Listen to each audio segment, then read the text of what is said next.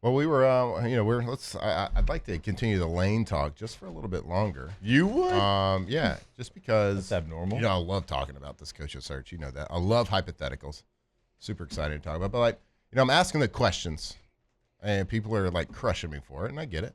I think there's certainly a lot of recency bias when it comes to looking at anybody. In life, that's how it goes. When we're looking at personnel, we're looking at coaches, looking at whatever. There's recency bias, but you kind of got to go into the history a little bit. I'm just kind of wondering, why all these things? Why is he, head and shoulders above every other coaching candidate?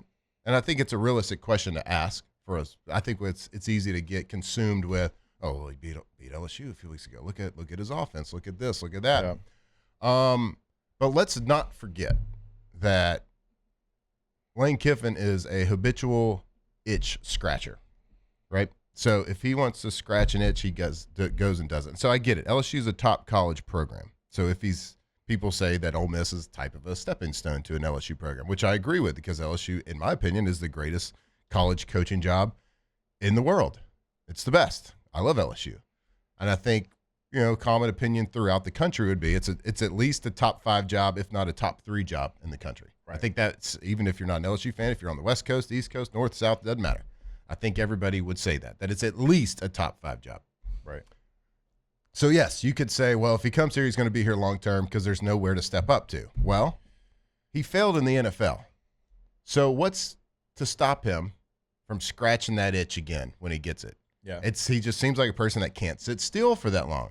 He's got everything that he needs at Ole Miss right now, and he's still thinking about leaving. They're going to give him all the resources. They're going to give him all the money. Mm-hmm. He's playing for a national championship this year in the same conference that LSU plays in. So the question is, why would he leave? Well, the argument is, because it's LSU. I get it. But I do believe in this day and age in college football that there is going to be a non-blue blood that wins the national championship here pretty shortly, because NIL has leveled the playing field. So the argument can be made that he's going to get all the resources that he wants. Yeah, you don't have the recruiting and you don't have the history of LSU, blah, blah, blah. I get it. But if you're currently in the same league and playing for a national championship and being given all the resources that you could ask for and want, well, he's just doing it to scratch an itch. And so if he's got an itch now, what's to stop him in 3 years from saying, man, I think I really want to go back to the NFL and do this? Does the new NIL rules play into this and what it's going to be, where if you have an NIL deal over $600, it has to go to a clearinghouse? So that portion of it changes a little bit, because they've done a great job at Ole Miss. The growth collective. I don't know. I don't know how tightly can that be governed, the whole clearinghouse situation. Because if a car dealership wants to pay somebody for his name, image, and likeness, who's setting that market? Well, yeah. So who's setting the market? Well, this guy has this many followers, and this is how we're calculating the value. We think it's worth $50,000. Who's to tell them if somebody's willing to pay that? Who's to say that it's not? I don't know how it's governed. I'm sure somebody out there is a lot more educated than myself. And there's some red tape, and I'm sure there's an annoyance to it. But at the end of the day, who can tell a company how much to spend and not spend? Yeah, look, I think both the guys that we're talking about here, I think Lane's one of the best play callers, if not the best play caller in college football. I think he does a great job of designing when to call a play. He sets up plays as well as anybody. So, there's pros and cons to everybody. But King MJ here says, drink is mid-af. It's well, you can cherry pick whatever you want. What does everybody want to do this year with LSU that we can't do offensively? Run the They ball. want to run the football, right? And then that's what they want to do. Missouri's the leading rushing offense in the SEC by 35 yards per game. Even ahead of Ole Miss, and Kiffin likes to do that. 241 yards per game on the ground. The next closest is Arkansas at 205. That's per game. So, there's pros and cons to all these coaches is our entire point. You got to look at it, because you might have to go an alternate route. You might have to look somewhere different than where everybody wants you to look, and then you got to have a plan in place, and you have to look at where you were deficient over the last couple of years, where you want to be strong. Like that's something you can point to. That's you just asked a question. What do LSU fans want to see that we're not doing offensively? Run the football. What else do LSU fans want to see? They want to see our defensive staff remain the same. Yeah. So he checks those 2 boxes. Now, does he wear glasses? Yeah. It's like, okay. Yeah, look, and the record against the best opponents that he's played, that's real. Like, so that's a con, right? And so you're making your list and you're trying to figure it out right there. Wins the games he's supposed to and trying to find a way to punch up. And so there's a lot of different things you could look at. Punch up. I love that term. They've been punching up in Missouri, I'll tell you that. I think we need. I want to do super boring. I want to do a poll. I want to do a poll of just to see what the numbers would be like if we put Lane Kiffin, Eli Drinkwitz. It'd be like 99%. Kenny Lane. Dillingham. What's the 4th name? Because Twitter you only get 4. Summerall. You want to go Summerall? I don't Yeah, feel sure. like there's enough smoke to that one. Yeah, because felt Keys, like Keys kind of turned it down. I mean, Brent's not. I don't think we can go Summerall. Summerall. You think that's a good 4th option? Yeah, probably so. Him or Blake Baker or Kelvin. Like, who do you want? Yeah. Okay. Yeah, Oh, do this it is on gonna our be over OTB one. Twitter. This is gonna I don't be have the over. OTB. OTB Instagram? Okay. Or are you doing it on? I was going to do it on the ESPN Twitter. Hey, you're much better at that than I just don't have the OTB I think it's going to Twitter. be like 99% Lane besides like the 4 of us. I just want to see.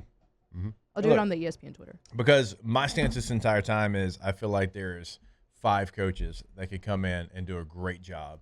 5 coaches that have the things that I think you have to be successful as the LSU head football coach. And I think there's other coaches out there that would be successful as well that are outside that top 5 that nobody's talking about. And I don't have names for that. I think there's certainly good coaches all over the country, up and comers, smaller schools, whatever it is. I just don't think they'll get that opportunity here in this coaching search. But with so many job openings, so many people moving around, there's going to be multiple teams that end up with a bad coach and a bad head coach. There's going to be coordinators that are elevated to head coach that aren't ready, that aren't good. There's going to be position coaches elevated. Like if you want to play the butterfly effect, there's going to be position coaches elevated to coordinators this year because coordinators are taking head coaching jobs that aren't ready to be coordinators. And the head coach is going to take a lot of the blame for that. Like there's going to be coaches having to take bigger positions that aren't ready and aren't capable. And I'm not saying this happened at LSU because we get to pretty much cherry pick, but it's going to happen to the mid-sized schools. It's going to happen all over the country. Ooh, Cody makes a good point. Summerall is going to get one of the jobs. Then Tulane probably would go full court press maybe on Blake Baker. Played there. It's actually a good thought there. Matt, Like I'm rooting for Blake, whatever it is. Like whatever he wants, that's what I'll go to root for. somebody in the chat mentioned this, and this is the problem. This is exactly what you're bringing up. Nobody here is trashing Lane. For the record, like, hand up, I'd rather Lane ever Drinkwitz.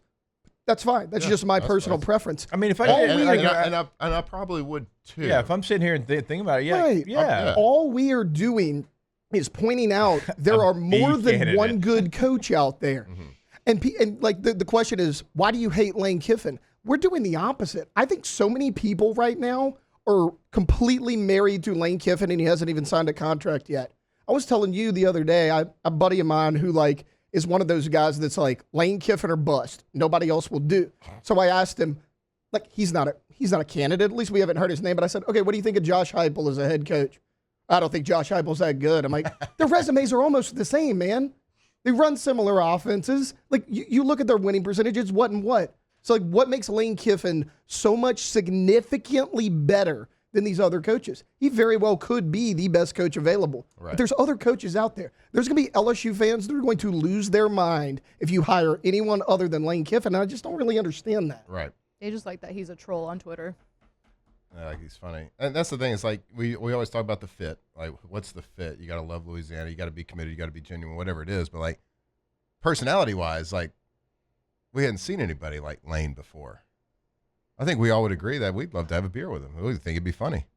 Funny I as think hell. Lane's awesome. But like, I- why do we think that he like fits with Louisiana? Like, I think he'd bring energy here, which That's- we probably need. But like Yeah. Dillingham would bring energy here. Like there's other coaches. what's I he? like But Lane. how's he bringing energy? Is my question. I just Like, think he's an super, energetic like, guy. I just think he's an is he? energetic, He talks likable really guy. slow and kind of monotone. That's- and, I'll back up Lane here. That is in interviews. When you get Lane one-on-one, when you're interviewing Lane and you come up with, interesting topics, he does get fully engaged and sure. completely different than what he's going to be on a teleconference. I for am sure. I'm just telling like what most people see is what you get on interviews and stuff, right? It's just fun. It's just fun to like poke holes into different theories about why coaches don't work, and the fit one has always been a funny one to try to put your finger on. But yeah, no hate here. Just asking questions, asking hypotheticals. If you're not asking why, you're just a sheeple.